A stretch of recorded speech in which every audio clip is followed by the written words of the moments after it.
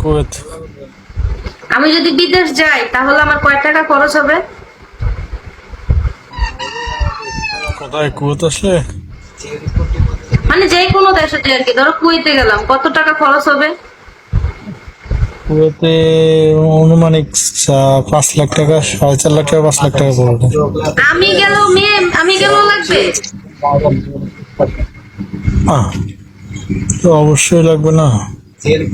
দিয়ে আসতে পারবো? আবুজ বলো তাই। আচ্ছা, আমি এই টাকাগুলা কানেক্ট করব কিভাবে বলো?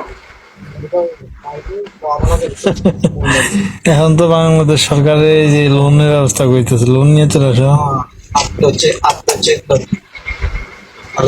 হ্যাঁ, সবুজ লোন আহমেদ, নিতে তুমি গেলে বিদেশ গেলে তোমার একটা লোন নিতে গেলে কি কি লাগে তুমি কথাটা জানো?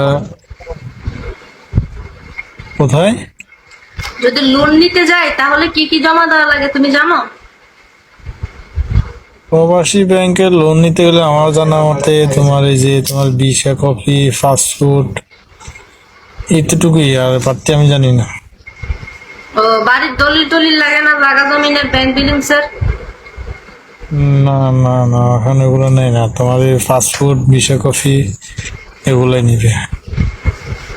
ও, তুমি জানো আমি যে কিছুদিন আগে হসপিটালে ভর্তি ছিলাম, আরো মাসখানিক আগে প্রায় আমি সুদে 2.5 লাখ টাকার মতো ঋণগ্রস্ত হয়েছি। হ্যাঁ, তা আমি কিন্তু ব্যাংকে টাকা উঠাইতে গেছি, আরে বেটারা আমার বাড়ির দলিল দিতাম। এখন আমার তো বাড়ি নেই, আমি বাড়ির দলিল দাম করতে আমি তো বাড়াবাই। এখন আমি মাসে কমে সুদ টানতে হয়। তোমার ধরো 50-এ যদি হয় তোমার 2,500 টাকা, তাহলে ধরো মিনিমাম 15,000, 30,000, 15 থেকে 20,000 টাকার মতো মাসে সুদ টানতে হয়।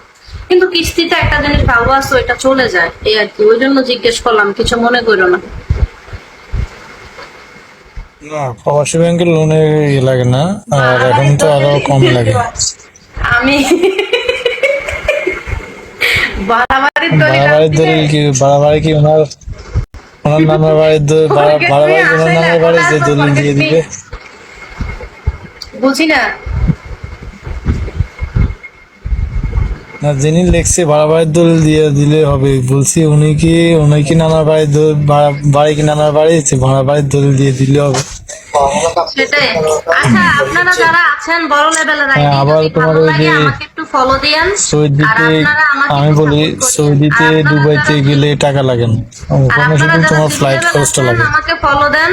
ফলো দিয়ে আমি অডিও লাইভে আসলে আমাকে নক করেন, রিচার্জ করে কিভাবে আমি শিখিয়ে দিব। আমাকে একটু সাপোর্ট করেন, কেমন?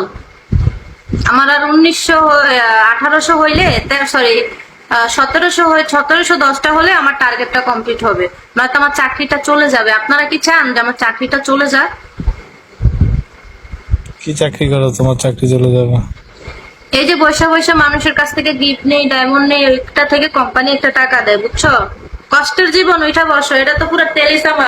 সবুজ এলো না কেন ভাই? আমার নাম কি সবুজ? জানি কি আরাম থাকেন, ওইটা বসেন।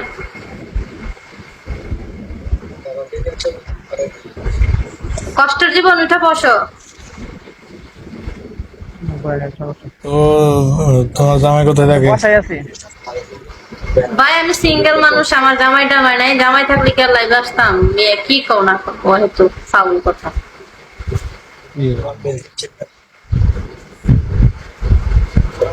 সালাম আলাইকুম ভাইয়া, কেমন আসসালামু আছেন? আলাইকুম। আসসালাম, জি আলহামদুলিল্লাহ ভালো আছে, কেমন আছেন? ভাই ভালো নাই, চাকরিটা যাই কেবল 1710টা রিসিভ না করতে পারলে চাকরিটা চলে যাবে। তোমার বয়ফ্রেন্ড ফলো দিচ্ছি, ফলো দিয়ে তো। আরে সমস্যা নাই। ওই 1700 আমার কে মারবো বললাম, চাকরিটা চলে যাবে ভাই।